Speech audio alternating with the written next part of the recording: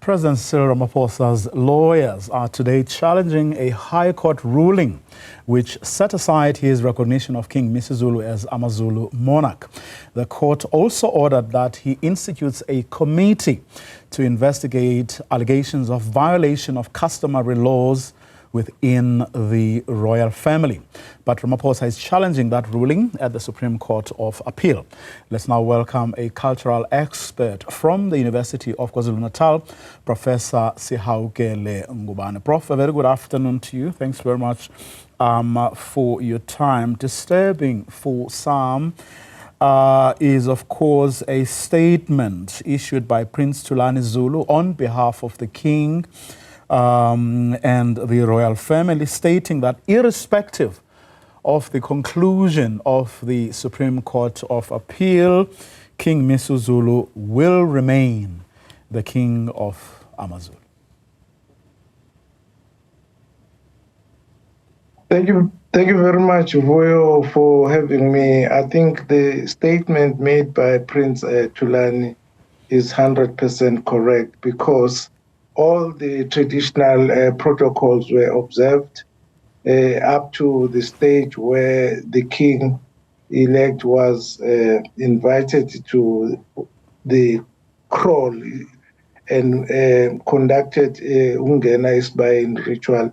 And that was the highest point of sealing his position as the king of AmaZulu. So I think the statement is correct.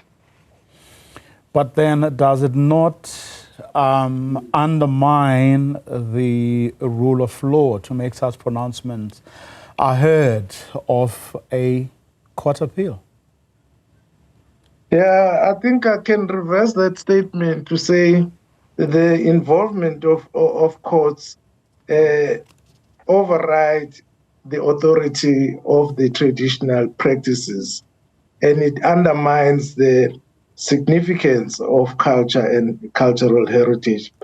By allowing courts to override or reinterpret traditional practices in the recognition of a king can pose several cultural risks, such as erosion of cultural heritage. I take this as erosion of cultural heritage because it comes first. If the king has undertaken all the necessary steps, even of slaughtering a lion, all those steps that he observed and the Zulu royal family observed for him to be a king, concludes the whole position of him being the legitimate king of the AmaZulu. So the challenge that is before the courts today is on the process or the procedure, which was regarded as invalid. But the fact remains that the king is the legitimate king because of his birthright to be a king. Well, incidentally, it's none other than a prince, a traditional leader who was actually brought this case before the court.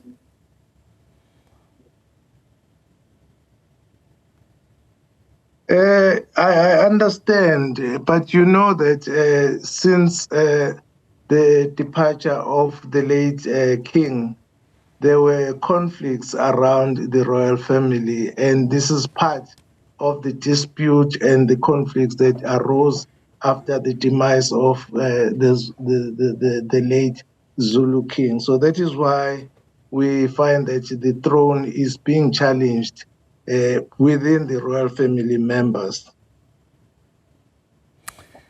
What are we to take away from this following whatever outcome the Supreme Court of Appeal will arrive at? Just about traditional leadership structures and how best perhaps we should be handling these kinds of matters. Yeah, I think we must keep these processes separate, the courts and the tradition. And these can coexist, but what I have mentioned earlier, Vuyo, is that the king of AmaZulu is already on the throne. So whatever transpires in the Free State will not affect his position as the king of AmaZulu. How important do you think it is for not only the institution of traditional leadership, but also historians, writers, and everyone else in making efforts, and I include here the state, all its arms, in ensuring that perhaps we begin to be deliberate about how we influence, especially jurisprudence? Yeah, I think there must be a proper consultation from the courts, and they must conduct cultural consultation so that they have insight on how the customs operate, so that they are not in conflict with the tradition, because we see that there is a clash between the modern laws and tradition. So I think the judges need to be sensitive of the tradition because it is protected by the South African Constitution. Well, we've seen before dramatic scenes and potentially with a potential of violence at times. Is that something that would be of concern to you? And I'm asking this because I would imagine that the House may not be the same after this case, irrespective of who prevails in the end. Yeah, I think, Vuyo, anything may happen regarding the outcome of the case tomorrow. But what we maintain as the Zulu nation is that the king will still be in place, regardless of the outcome, if it favors the king or does not favor the king. So violence may erupt, but the fact that we have a king on the throne of AmaZulu will remain regardless of what transpires from the courts. Because I think this is challenging the authority and the importance of the cultural heritage of AmaZulu. Because as I said, when we started the conversation, I said that the whole cultural protocols were observed, and the king, before going to the coronation, where the certificate was issued, he was already going there as a king. So what is challenged is only the process, which is not going to affect the traditional authenticity of being a king. But should or would uniting the Royal House not be a priority, irrespective of the outcome or whoever gets to win? And this touches, or my question touches on the whole issue of leadership, but also perhaps magnanimity. Yeah, but let's look at it this way, Vuyo. You have seen the presence of the Zulu royal family in the court, and also the presence of Amabutho.